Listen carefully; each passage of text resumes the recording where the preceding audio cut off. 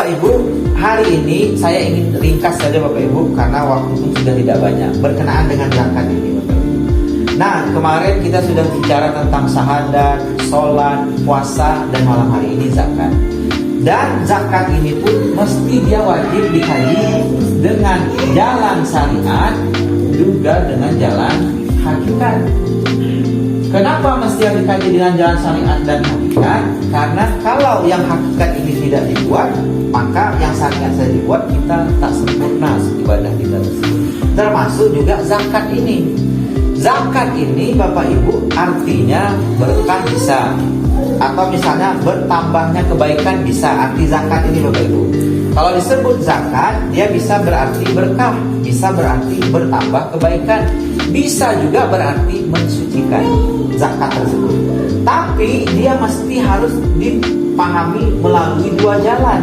Secara syariat dibuat, secara hakikat juga wajib Bapak Ibu buat zakat tersebut. Nah, sekarang saya ingin menganalisakan Bapak Ibu.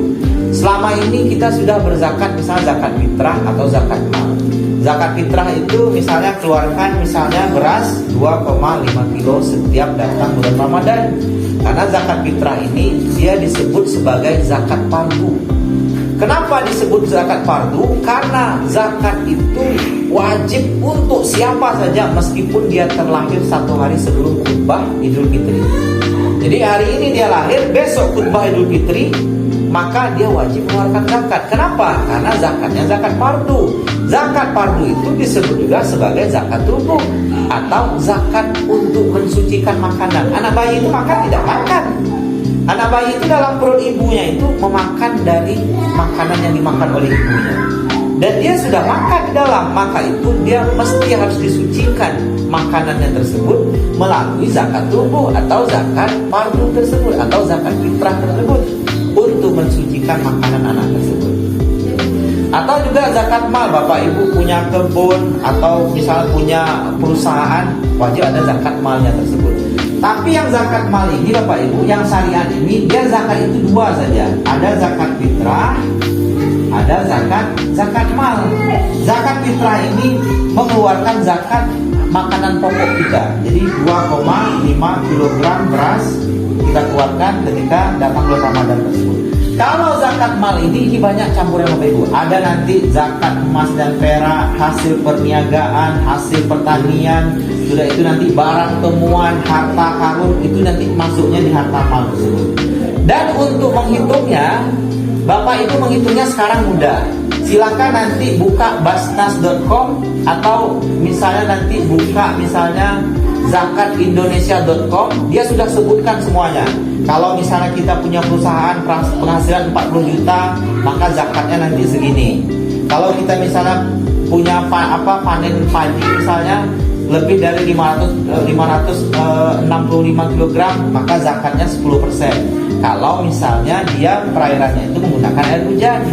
Kalau airnya beli, maka 5%. Sudah dihitung semuanya. Bahkan dalam website tersebut sudah ada kalkulatornya. Jadi kalau kita punya gaji 1 bulan 10 juta, nanti masukkan kalkulatornya tersebut akan keluar hasil zakat profesinya. Nah, yang ini sudah mudah sekali Bapak Ibu. Maka saya sekali lewat saja ini. Dan Ibu nanti silakan tengok nanti zakatindonesia.com. Zakatindonesia.com. Nanti sudah ditunjukkannya tuh. Ada kalkulatornya, ada zakat emas peraknya, perniagaannya, zakat dagangnya, zakat kebunnya, macam-macam sudah disebutkan situ sama nisab dan haulnya. Maka nanti kita tinggal hitung sendiri. Kalau kita punya penghasilan dari 10 juta, nanti langsung masukkan kalkulatornya, sudah terhitung nanti berapa zakat yang kita wajib keluarkan. Ini jalan syariatnya. Tapi Bapak Ibu, yang syariat ini kalau seandainya kita keluarkan tetapi yang zakat hakikat ini tidak, maka zakat kita itu belum sempurna. Sekarang saya tanya Bapak Ibu, yang mana sebenarnya harta, sebenar-benar harta tersebut? Selama ini kita nganggap harta kita itu, ini rumah ini harta kita. Kita anggap emas yang kita simpan di rumah itu harta kita. Mobil yang kita punya itu harta kita. Handphone yang kita punya, sudah itu juga motor yang kita punya itu harta kita. Padahal itu harta sekunder. Harta yang didapatkan dari harta yang sesungguhnya. Dan itu bukan harta yang sesungguhnya. Jadi Bapak Ibu, emas, sudah itu perak, sudah itu mobil, uang, ini harta tetapi bukan harta yang sesungguhnya. Mana harta yang sesungguhnya?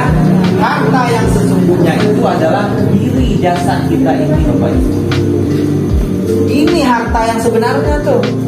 Jadi secara hakikat harta kita yang sebenarnya itu ini dia, diri kita ini. Coba bayangkan kalau Bapak Ibu tidak punya mata, tidak punya telinga, kira-kira bisa tidak cari duit untuk beli bikin rumah?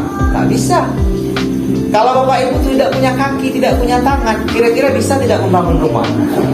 Beli mobil, beli motor, bisa tidak? Tak bisa. Maka sebenarnya secara hakikat harta sebenar-benar harta diri kita inilah Bapak Ibu. Dan diri kita ini wajib kita keluarkan zakatnya. Apa dia? Mata, telinga, sudah itu otak kita atau akal. Apalagi tangan, kaki, sudah itu hidung. Nah, apalagi perut misalnya, mulut. Nah, mulut ini juga ini harta di diri kita ini wajib kita sedekah, kita zakatkan Bapak Ibu. Sebab apa? Sebab zakat mal ini, zakat fitrah. Zakat fitrah ini dia disebut sebagai zakat tubuh atau zakat fardu. Dia sebenarnya hanya mensucikan makanan kita Bapak Ibu. Jadi mensucikan diri zahir. Karena makanan itu menyerap ke jasad. Dia hanya mensucikan makanan saja. Zakat mal, nah macam-macam tadi, zakat perniagaan, zakat zakat perkebunan, sudah itu juga nanti zakat emas yang kita simpan, perak yang kita simpan, zakat mal tersebut. Zakat mal ini sebenarnya zakat untuk mensucikan harta kita. Tetapi diri yang batin kita belum suci. Kalau seandainya zakat yang diri ini tidak kita keluarkan, maka itu Bapak Ibu mesti harus hati-hati. Nah, mata ini wajib dikeluarkan zakatnya. Telinga ini wajib dikeluarkan zakatnya. Otak atau akal ini wajib dikeluarkan zakatnya. Tangan, kaki, hidung, mulut ini juga wajib dikeluarkan zakatnya. Kalau Bapak Ibu tidak keluarkan, maka zakat yang ini tadi tidak akan sempurna kalau ini tidak dikeluarkan. Maka itu kenapa? Karena zakat inilah secara hakikat ini, kalau yang ini tadi mensucikan zahir dengan harta-harta kita, kalau yang ini tadilah sebenarnya mensucikan yang batin tersebut. Batin suci, zahir suci, baru dia sempurna. Nah, bagaimana caranya untuk mengeluarkan zakat mata? Nah, maka Bapak Ibu, pertama, untuk mengeluarkan zakat mata kita ini, pertama Bapak Ibu jangan pernah merasa mampu bahwa Bapak Ibu lah yang melihat tersebut. Tetapi Bapak Ibu itu melihat, dilihatkan oleh Allah. Ini tanda pertamanya. Ketika Bapak Ibu memandang sesuatu, maka sebenarnya jangan merasa bahwa Bapak Ibu yang memandang. Kalau merasa kita yang memandang, maka sebenarnya lari ke diri kita sendiri. Maka Tuhannya hilang, Allahnya lepas. Maka akulah, Allahnya lepas, maka syirik kita Bapak Ibu. Bahaya, syirik kita. Maka apa? Mata itu pertama cara menzakatkannya, kita mesti harus mampu menahan diri untuk merasa mampu memandang tersebut. Jadi siapa yang memandang tersebut, kita memandang itu dipandangkan oleh Allah, bukan hasil kekuatan diri kita sendiri. Lalu yang kedua Bapak Ibu, lalu setelah kita tidak merasa bahwa kita yang memandang, kita memandang itu dipandangkan oleh Allah, maka baru diikat dengan syariat.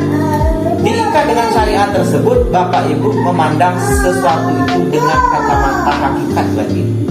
Jadi jangan memandang itu, misalnya menengok orang mencuri misalnya. Kalau pandang secara syariat, maka berdosa. Kita berdosa, dia berdosa. Kenapa? Memang kurang ajar orang ini, katanya sudah mencuri di rumah saya, katanya kan.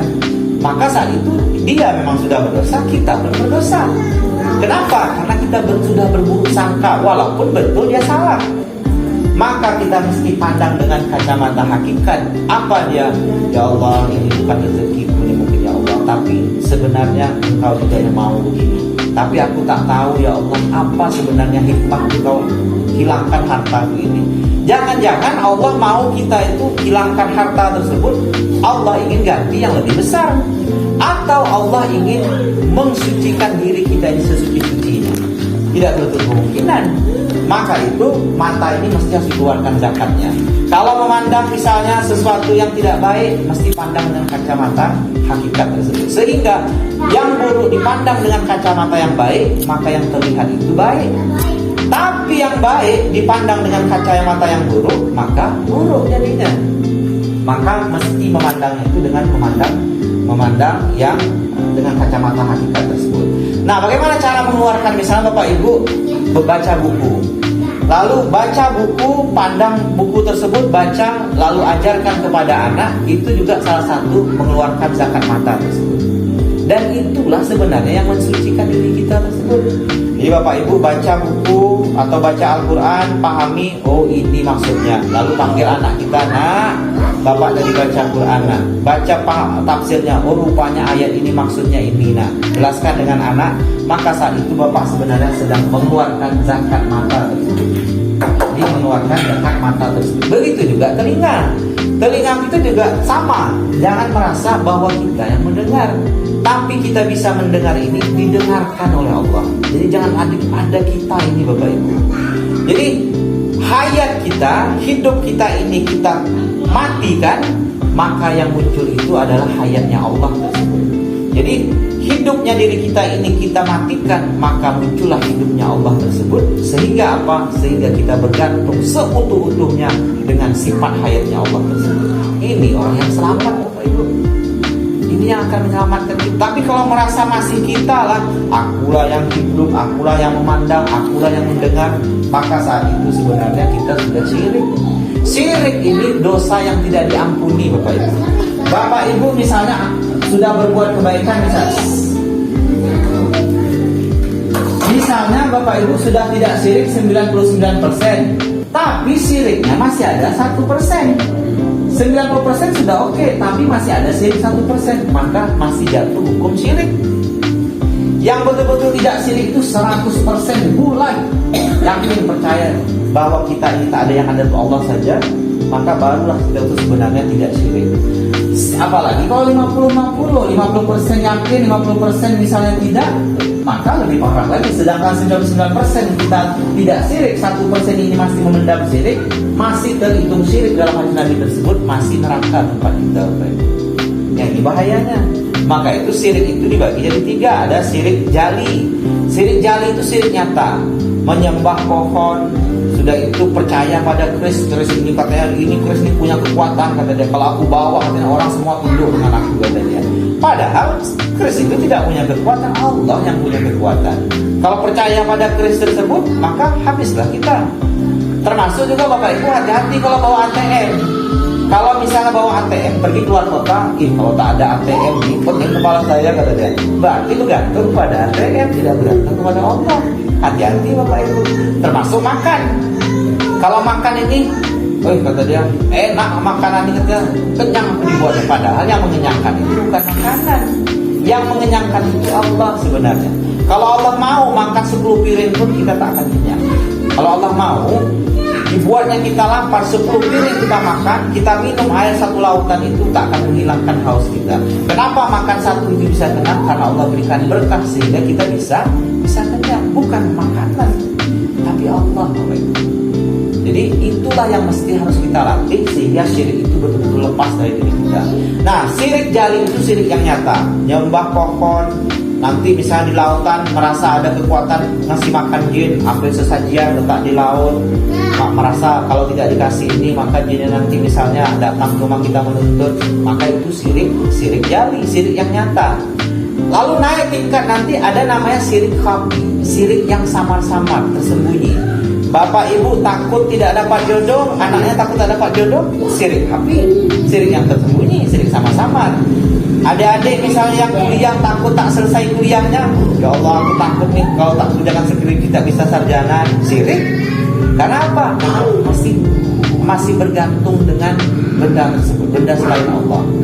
Takut tidak makan besok, takut miskin, termasuk sirik khafi. Maka itu mesti harus hati-hati kita. Tapi Bapak Ibu, ada yang lebih parah lagi, ada namanya sirik khafijul khafi. Khafijul khafi. Sirik yang amat tersembunyi, yang banyak disinggapi oleh orang-orang yang alim, Bapak Ibu. Jadi orang alim itu masih juga bisa terkena yang sirik. Jadi saya misalnya mengajar gini, kalau merasa pintar saya Bapak Ibu, merasa saya punya ilmu, saya masih terperangkap sirik yang ini Bapak Ibu. 99% saya sudah tidak sirik, tapi masih merasa saya pintar, 1% saya masih ada terkena sirik, maka masuk dalam jaringan khafijul khafi, masih masuk di surga, di nerakanya Allah.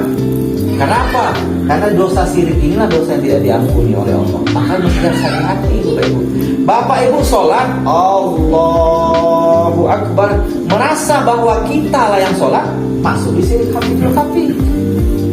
Masih merasa kita sholat. Maka itu qosa, ta'ara, ta'in, ihram, mi'raj, munajat dan tab'i atau tabdi tersebut itu dalam rangka untuk membuang keakuan diri tersebut agar lepas dari keseluruhan syirik tersebut, sehingga ketika kita sholat itu lepas dari syirik tersebut, maka barulah sholat itu bisa mi'raj, bisa naik sampai kepada Tuhan tersebut. Tapi kalau masih ada kitanya, maka tidak akan pernah bisa mi'raj sholat kita tersebut.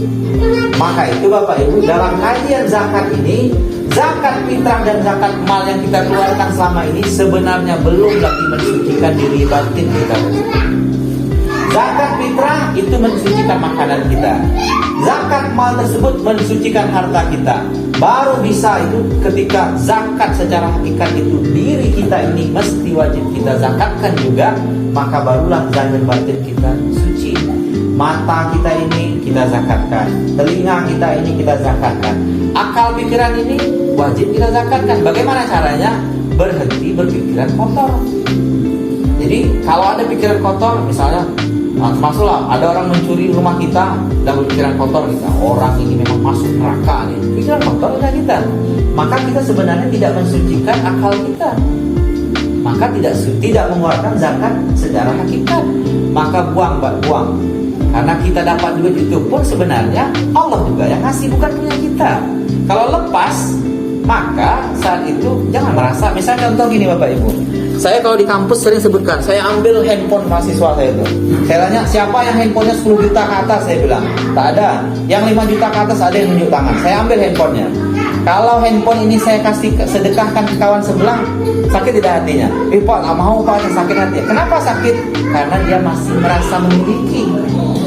Saya letak handphone dia, saya bilang kalau handphone saya nih saya kasihkan ke dia, sakit dah hati kamu? Tidak Pak. Kenapa kamu tidak sakit? Karena dia tidak merasa memiliki yang punya saya. Itulah kenapa dia tak sakit hati. Bapak Ibu misalnya hilang mobil misalnya, sakit tidak hati? Sakit. Tapi ketika tangga kita yang hilang mobilnya, kenapa Bapak Ibu tidak sakit? Kenapa? Karena tidak merasa memiliki mobil yang itu. Merasa memiliki mobil yang ini, maka itu rasa memiliki itu buang Bapak Ibu. Orang yang mampu membuang rasa memiliki yang tersebutlah orang yang bahagia hidupnya setiap hari. Karena apa? Karena dia menyadari apapun yang dia dapat sekarang, duit 100 juta, 200 juta, mobil, tanah, segala macamnya, itu sebenarnya Allah yang ngasih. Titipan seluruhnya. Yang namanya titipan, apa pula kita harus merasa memiliki? Maka itu kalau sampai pada tingkat bahwa ini titipan Tuhan, ketika hilang kita tak rasa sakit hati Bapak Ibu. Maka itu rasa memiliki inilah kita buang sehingga kita punya Allah saja. Jadi rasa memiliki kepada harta dunia ini kita buang sebuang-buangnya, kita hanya punya Allah saja. Itulah kenapa para sahabat Nabi, para tabi'in, para ulama-ulama itu bagaimanapun cobaan datang di hidupnya, sedikit pun hatinya itu tidak sakit, tidak gentar. Kenapa? Karena dia punya Allah. Harta tak aku, kata dia, aku punya engkau ya Allah, aku mau engkau ya Allah. Sehingga apa? Sehingga apapun yang terjadi tidak akan menggoyangkan hatinya dan tidak akan bersedih hatinya. Dan Allah itu menjatuhkan cobaan kepada kita itu, percayalah Bapak Ibu, yakinlah bahwa itu sebenarnya ada hikmahnya. Apapun itu, karena sesuatu yang terjadi ini bukan, tidak ada namanya kebetulan. Bapak Ibu datang ikut pengajian di masjid ini bukan kebetulan. Karena memang Allah yang mau. Allah mungkin ingin mensucikan diri kita. Karena walaupun saya menyampaikan yang sederhana seperti ini, ketika Bapak Ibu duduk di majelis ini, sebenarnya Bapak Ibu sedang mensucikan hati kita, diri kita sedang mensucikan. Bapak Ibu datang ke masjid, terdapat masalah apapun, bukan kebetulan, Allah yang mau. Dan Allah punya hikmah yang kita tidak tahu. Jangan-jangan Allah yang ngasih yang lebih besar. Atau dengan 100.000 itu habis dosa kita, besok kita dipanggil oleh Allah, kita dipanggil dalam keadaan suci. Maka tidak boleh bersedih dalam hidup itu, senang saja, gembira saja. Apapun yang terjadi, senyum saja. Karena kita tidak tahu hikmah apa yang akan terjadi. Nah, ini Bapak Ibu, mata tadi wajib kita zakatkan. Apa dia? Pandang yang baik, yang baik-baik saja, jangan pandang yang buruk. Pandang itu dengan kacamata hakikat saja. Apapun yang dilihat, yakinkan ini ada hikmahnya, ini ada hikmah. Melihat orang misalnya berbuat zina, ini ada hikmahnya. Meskipun dia dosa, tahu kita secara sadar itu perbuatan dosa. Anak-anak di pinggir tengah jalan merokok, main apa campur, tahu kita. Tapi ketika kita terpandang, kita balikkan kepada Allah. Ya Allah, mudah-mudahan orang yang buat jahat ini Engkau tobatkan ya Allah, Engkau insafkan ya Allah. Tapi yakin kita bahwa itu juga sebenarnya kenyataan Tuhan. Maka itu lepaslah kita, sehingga berzakatlah kita dengan mata tersebut, sehingga mata kita ini suci. Telinga gitu juga sama Bapak Ibu. Akal ini juga sama, jangan sampai kita terkotori. Tangan gitu juga sama Bapak Ibu. Tangan, kalau misalnya yang ibu-ibu, kalau misalnya masakkan untuk suami, niatkan, ya Allah aku nih ya Allah masak ini karenamu saja ya Allah, untuk menyenangkan hati suamiku di rumah, untuk menyenangkan hati anak-anakku di rumah. Karena semua sebalikkan semua kepada Allah. Saat itu sebenarnya ketika Bapak Ibu sudah niatkan seperti itu, saat itu sedang mengeluarkan zakat tangan.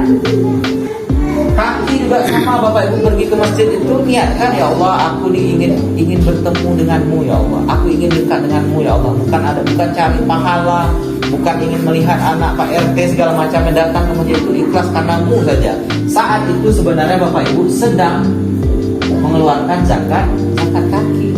Gitu juga hidung. Ibu-ibu jangan malu cium suami Bapak Ibu. Jadi kalau misalnya duduk dekat dengan suami, kalau bisa semesra-mesranya.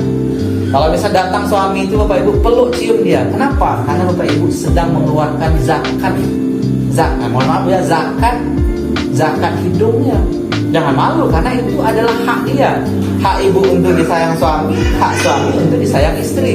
Ketika dicium karena Allah, mencium suami karena Allah, mencium istri karena Allah, saat itu ibu sedang mengeluarkan zakat itu. Mohon maaf Bapak Ibu ya, termasuk yang ini juga. Melayani istri melayani suami sedang mengeluarkan zakat, mensucikan diri kita Bapak Ibu. Maka itu orang berhubungan suami istri tersebut sebenarnya dia sedang mensucikan dirinya. Kalau semuanya itu karena Allah, dia sedang mengeluarkan zakat.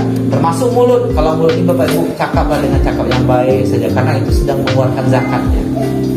Kalau bicara yang baik, bicara yang sopan, tidak mengeluarkan kata-kata yang buruk. Karena apa? Karena kita sedang ingin mengeluarkan zakat mulut kita ini.